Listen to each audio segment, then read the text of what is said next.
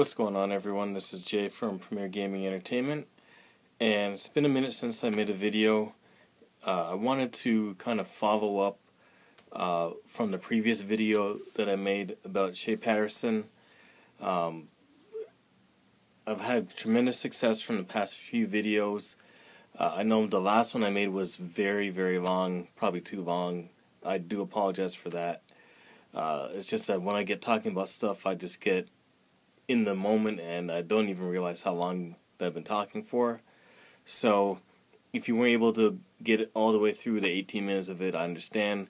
I wanted to make a more compact video about what I was discussing, at least one part of it anyways, in this video here. I've been noticing in the comment section below about just the main topic being, do we need Shea Patterson at Michigan? Because that's what I want to talk about today. So, just getting right out to it. My personal feeling: do we need him? I'm not going to say that we need him, because that would mean that that's an absolute necessity. I would mean that we're completely lacking at that position, and he's going to fill that role right away. So, I'm not going to say that we need him, but it's good to have him. So, the need part would mean that we're almost like desperate for a quarterback, and, he's going to fill that role, and he's going to give us exactly what we need. And I don't think that that's the case in our situation. I don't think we need him, but it's good that we have him. So, to kind of illustrate my point, I had an analogy that I was going to use, dealing with expensive cars, basically like a Toyota versus say a Rolls Royce, but I don't think it's a good analogy. I felt that I'd use my own personal life experience or something that happened with me to better illustrate it, because I feel as though it's coming from something that's happened to me. So anyways, what I was going to discuss is, a situation in my life where, I wanted something as opposed to needing something. So, to make a long story short, a while back, this is when I was in college, I had, I was looking for a winter jacket. I had one, but I'd had it too long, it wasn't warm enough, I needed a winter jacket. So I went shopping, and I was downtown. This was back when I was in Toronto, and I found a jacket that was on sale. It was a polo jacket. It was a reversible polo jacket, and I liked it. It was on sale, and I think it was 40% off. It was some $400, $500 jacket. This is back when I was working and stuff like that. So I was like, you know what? I like the jacket.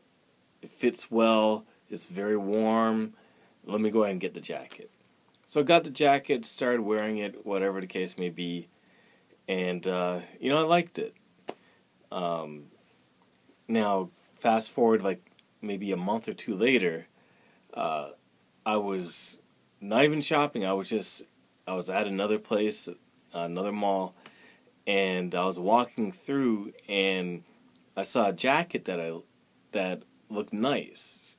And now, mind you, I already have this polo jacket. I enjoyed the polo jacket. It was warm. It did everything it needed to do.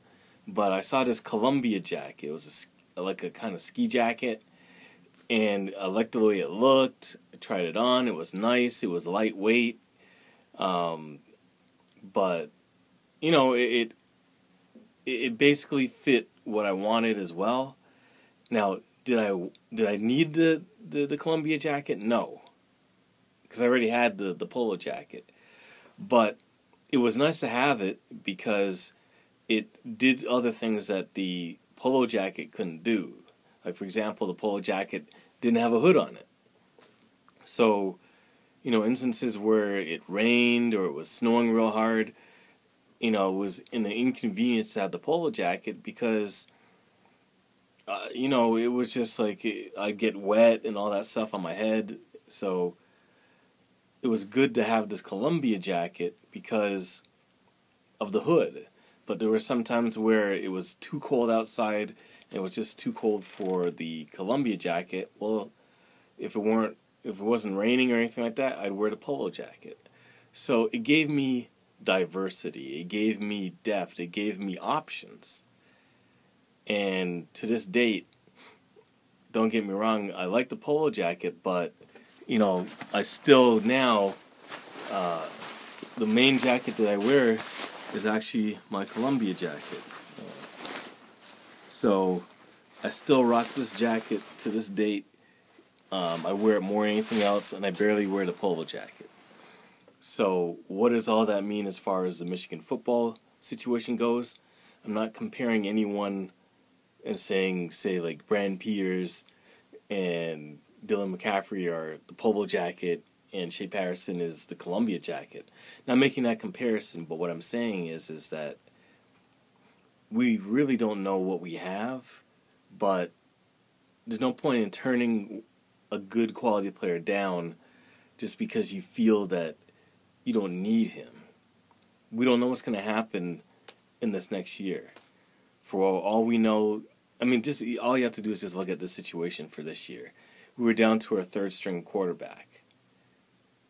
I mean, do you really think that Harbaugh wanted to be playing Ohio State with John O'Corn in there? I mean, just let that sink in. Obviously not. So you never know what's going to happen. People might get injured, whatever the case may be. It is good to have options. It's good to have depth. It's good to have competition.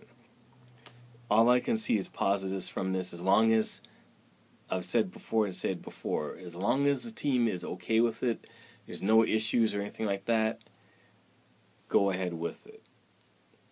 All it's going to do is, you know, it's going to be competition. It's going to push these guys and make them be even better than what they are. So I'm all for it. You know, also, you know, as of now, you know, with this being he's officially transferred, it turns out that Deontay Anderson is not going to be coming to Michigan. And it's not because he didn't want to come. He tried to, but it says something about his transcripts didn't go through, or didn't. I can't remember what they said. It said about the transcripts failing. So, someone leave me in a comment in the comment section below if you know what that means. I mean, does that mean that his grades just weren't good enough to come to Michigan? I mean, I don't know. It's not anything official where it said exactly what that was. But if that is the case, you know, kudos and heads up to Michigan as far as not just accepting, you know, a player regardless of what his academics are. So it just lets you know that there are, you know, certain standards regardless of how good or how great of an impact that player will have on the football team for us. If his grades are not up to snuff, you just can't be on the team. So heads up to, you know, Michigan athletics and academics for, you know, not to, you know, I'm sad that he wasn't able to come on the team, but, you know, if his grades aren't good enough, you know, we just can't have him on there, unfortunately. So, but like I said, you know, it's the competition is there now. So if he's better than those guys, then he's just better than those guys. And you know, it's just gonna have to make them work that much harder and get that much better so that they can all be at the same level and compete.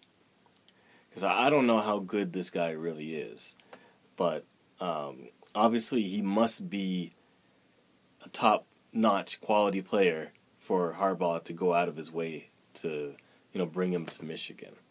You know, he wouldn't go through all that if he was mediocre. So I'm excited about that. You know, so we just have to wait and see how that goes. You know, hopefully everything as far as the, you know, him being able to transfer right away, hopefully that'll go through and he'll be able to, you know, play right away. Another argument that I've been seeing in the comment sections is him not being able to play and figure out our system. Well, if he's the starting quarterback, they're not going to be doing that same pro-style system that they've been doing for the last couple of years. They're going to have to adapt to his abilities. So it's not like it's not in Harbaugh and his system to make something work. All you have to do is just look and see what they did with Colin Kaepernick back on the 49ers when they had that whole read option thing. So it's not like his play style is going to have to fit Michigan's, pro-style offense. I think that they're going to do some sort of hybrid of that, whether it's he's in the pistol or, he's more shotgun or whatever the case may be.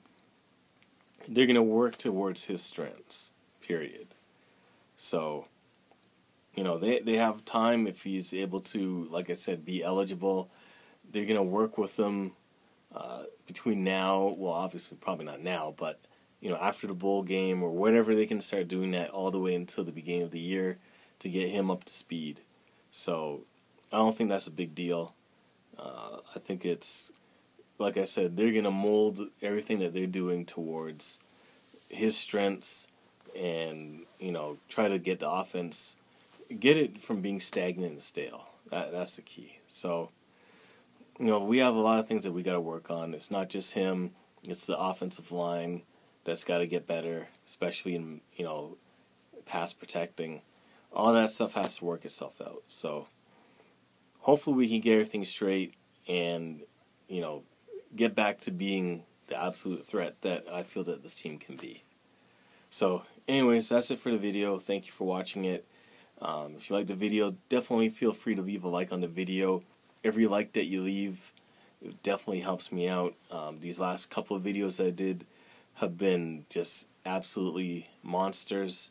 At the time of me recording this, the one that I did about asking whether Shea Patterson was coming to Michigan or not is at 2,500 views or close to it.